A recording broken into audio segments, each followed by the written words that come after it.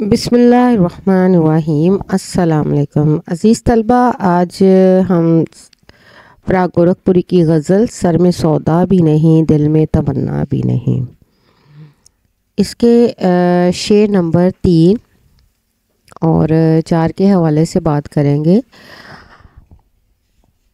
آج غفلت بھی ان آنکھوں میں ہے پہلے سے سوا، آج غفلت بھی ان آنکھوں میں ہے پہلے سے سوا، آج ہی خاطر بیمار شکیبہ بھی نہیں۔ غفلت، لاپرواہی اور خاطر بیمار، شکیبہ بیمار دل، پریشان دل، شکیبہ برباد، صبر کرنے والا، تحمل مزاج۔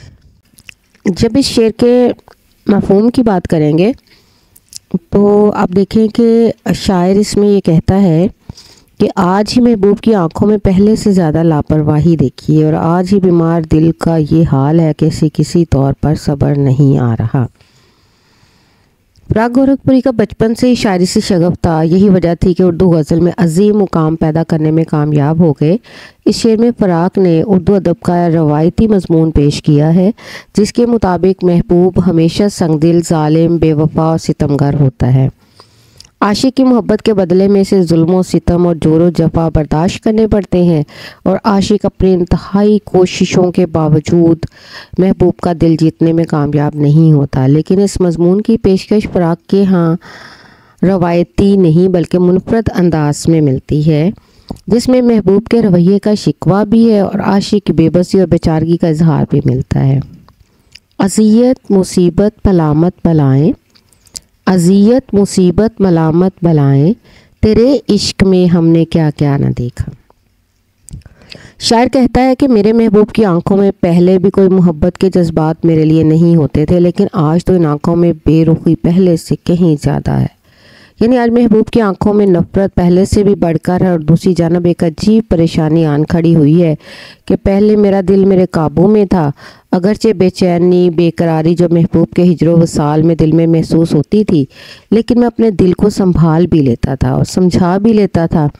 لیکن اب کچھ عجیب پریشانی آن پڑی ہے، کیونکہ میرا دل میرے ہی قابو میں نہیں ہے۔ آج میرے دل سے صبر بالکل ختم ہوتا جا رہا ہے، دل کو کسی کروٹ سکون نہیں مل رہا۔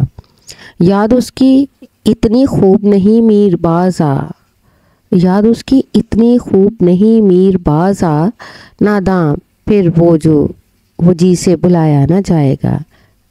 یہ انسانی فطرت ہے کہ انسان کو جس بات سے روکا جائے اس کی طرف کشش اور توجہ اور بڑھ جاتی ہے۔ بالکل اسی طرح عاشق جتنا اپنے آپ کو محبوب سے دور رکھنے کی کوشش کرتا ہے، اتنا ہی اس کی یاد اس کو زیادہ ستاتی ہے۔ یہاں عاشق کی بے بسی بھی ظاہر ہو رہی ہے۔ وہ جانتا ہے کہ محبوب کی نظروں میں لاپرواہی اور سنگ دلی پہلے سے زیادہ ہے، اور اگر اس نے محبوب کی طرف نظر التفات ڈالی تو اس صورت میں مزید تکلیفوں کا سامنا کرنا پڑے گا۔ لیکن اس بے رحم دل کا کیا کریں جو دھڑکتا تو عاشق کے جسم میں ہے، لیکن اس کی ہر دھڑکن میں محبوب کی صدا نکلتی ہے، گویا وہ عاشق کے بدن میں ہی اس کا دشمن بنا کھڑا رہے، جسے نہ تو اپنی عزت کی پرواہ ہے نہ ہی عاشق کی، اس لیے محبوب کے سرد رویے کے باوجود بھی بے چین ہے۔ حقیقت تو یہ ہے کہ جب محبوب غیر بن کر ملتا ہے تو عاشق کے سارے خواب چکنا چور ہو جاتے ہیں اور اس کے صبر کے سارے ضبط ٹوٹ جاتے ہیں۔ تمہارے بس میں اگر ہو تو بھول جاؤ مجھے، تمہارے بس میں اگر ہو تو بھول جاؤ مجھے، تمہیں بھلانے میں شاید مجھے زمانہ لگے۔ اب اسی طرح سے شعر نمبر 4 کی جب بات کرتے ہیں، بات یہ ہے کہ سکون دل وحشی کا مقام، کنج زندہ بھی نہیں، وسعت صحرا بھی نہیں۔ سکون، اطمینان، وحشی، بد تہذیب اور کنج زندہ، قید خانے کا کونا، وسعت، کشادگی، صحرا، ریگستان کو کہا جاتا ہے۔ اب فراق گورکھپوری یہاں پہ یہ کہنا چاہتے ہیں کہ میرے دل وحشی کو جیل کے کسی گوشے میں سکون ہے، نہ وسیع ریگستانوں میں سکون ملتا ہے۔ اب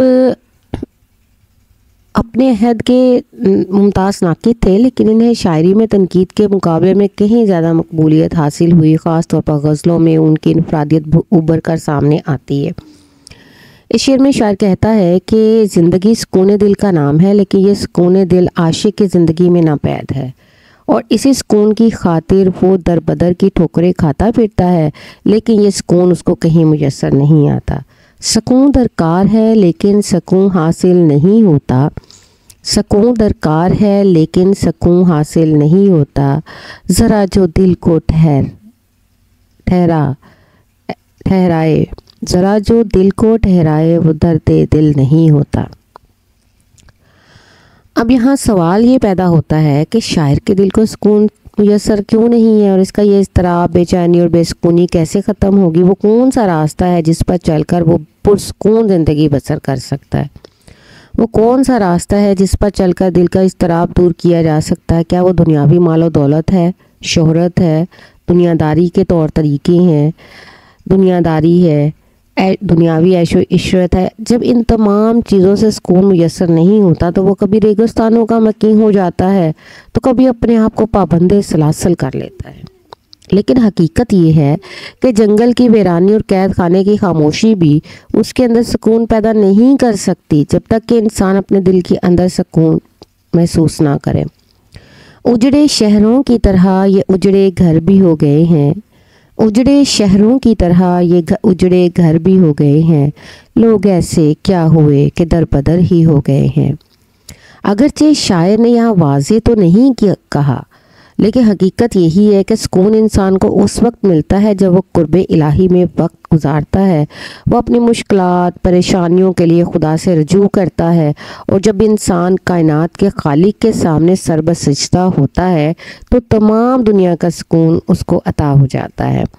وہ ایک سجدہ، اس حقیقت سے بھی انکار ممکن نہیں کہ انسان کی بے چینی کا علاج ایک ہی ہے، دل میں انسانیت کا درد پیدا کیا جائے، یعنی وہ احساس جو انسان کو انسان سے محبت، اس سے ہمدردی اور اس کی مدد اور خدمت کی بنیاد بناتا ہے۔ درد دل کے واسطے پیدا کیا انسان کو، درد دل کے واسطے پیدا کیا انسان کو، ورنہ اطاعت کے لیے کچھ کم نہ تھے کروبیاں۔ اگر اس عشق مجازی کے رنگ میں دیکھا جائے تو شاعر کہتا ہے کہ جب سے اسے عشق کا مرض لاحق ہوا ہے اس کے دل کو سکون نہیں ہے، اور اسی سکون دل کے لیے کبھی وہ پابند سلاسل ہوتا ہے تو کبھی صحراؤں کا رخ کرتا ہے، لیکن نہ تو قید خانے کا کونا نہ صحرا کسی خاموشی اور اس کے دل کو سکون دے سکتی ہے۔ ظاہر ہے کہ عاشق کو سکون اس وقت میسر ہوتا ہے جب اس کو محبوب کی محبت میں حاصل ہوتی ہے۔ جب محبوب ایک نظر التفات اس پر ڈالتا ہے تو وہ پرسکون ہو جاتا ہے، اور محبوب کی بے تنائی بے رخی اس کے دل کو بے سکون کیے ہوئے ہے، اس لیے وہ در بدر پھرتا ہے لیکن سکون میسر نہیں ہوتا۔ دلوں کو فکر دو عالم سے کر دیا آزاد، دلوں کو فکر دو عالم سے کر دیا آزاد، تیرے جنوں کا خدا سلسلہ دراز کرے۔ غم جہاں سے جسے ہو فراق کی خواہش، غم جہاں سے جسے ہو فراق کی خواہش، وہ تیرے درد محبت سے ساز باز کرے۔ شکریہ۔